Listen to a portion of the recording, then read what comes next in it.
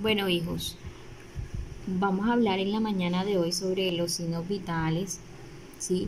Debemos hablar un poco sobre los signos vitales. Ya ustedes conocen este tema, pero vamos a dar un repaso, ¿sí? Entonces, entre los signos vitales encontramos lo que es el pulso, la respiración, la temperatura corporal y la tensión arterial. Pero hablemos un poco sobre la frecuencia cardíaca, que es la frecuencia cardíaca. Decimos que son las pulsaciones que se dan en una unidad de tiempo, o sea, las pulsaciones que se dan en un minuto, ¿sí? Y que esa frecuencia cardíaca la podemos palpar y también la podemos ocultar. Entre los rangos o valores normales, ¿sí? Porque hay unos rangos normales. En el recién nacido, las pulsaciones son de 120 a 170 pulsaciones por minuto. En el lactante menor va de 120 a 160 pulsaciones por minuto. Lactante mayor 110, 130, niño de 2 a 4 años 100 a 120 y de 6 a 8 años 100, 115 y en un adulto ya lo normal, entre los rangos normales, es de 60 a 100. Entonces hablamos del pulso. Entonces, como veníamos diciendo, es la frecuencia cardíaca, el pulso es la frecuencia cardíaca y se debe tomar en un minuto, ¿cierto? Lo normal es de 60 a 100.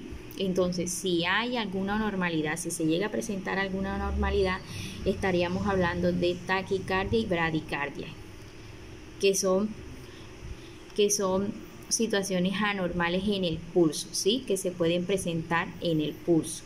Si hablamos de una taquicardia, decimos que es mayor de 100 pulsaciones por minuto, 120, 130, 100, ¿sí? Hablamos de una taquicardia cuando es mayor de 100 y una bradicardia cuando es mayor de 60 pulsaciones por minuto.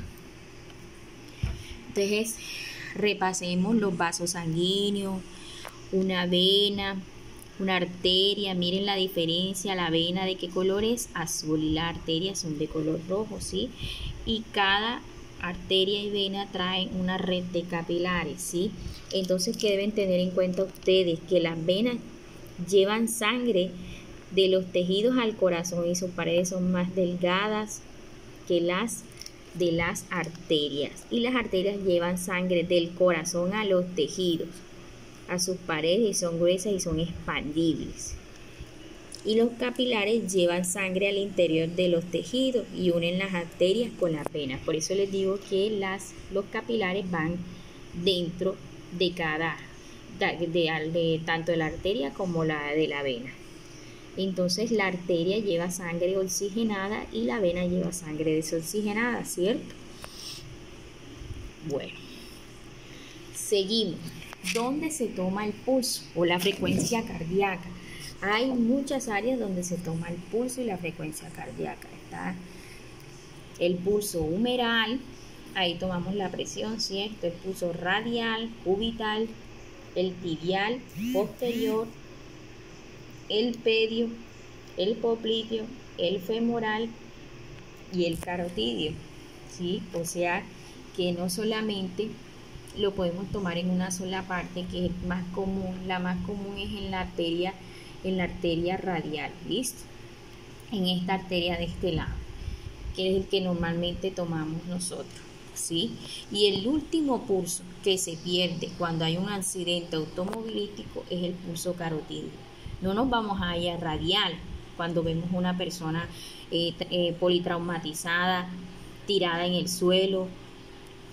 Nos vamos directo al pulso carotidio, está aquí y está de este lado, listo.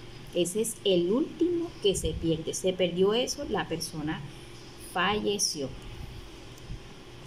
Entonces, ¿dónde se toma el pulso o la frecuencia cardíaca? El pulso lo tomamos en la arteria radial palpando con el dedo índice y el dedo medio, ¿sí? Y en un minuto con un reloj segundero debemos tomar el pulso.